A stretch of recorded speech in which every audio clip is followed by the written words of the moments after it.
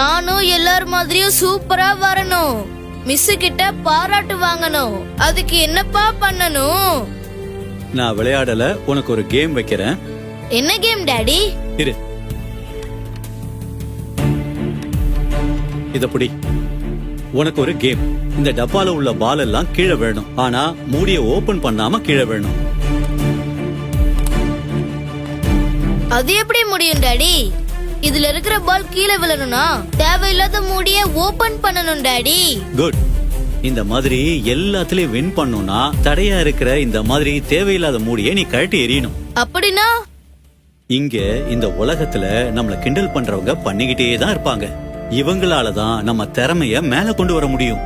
மத்தவங்க சொல்ற எதையுமே பெருசா கண்டுக்காம உன்னுடைய வேலையில நீ கவனம் செலுத்தினீங்கன்னா கண்டிப்பா ஜெயிக்க முடியும். புரியுதா?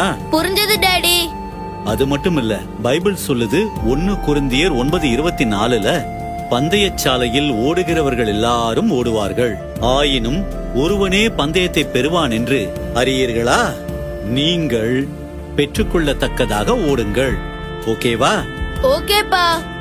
யார் உன்னை கிண்டல் பண்ணாலும் அதை கண்டுக்காம உன் இலக்க நோக்கி ஓடு. அப்பதான் பெருசா ஜெயிக்க முடியும். ஓகேப்பா, நீங்க சொன்ன எல்லாத்தையுமே எப்பவுமே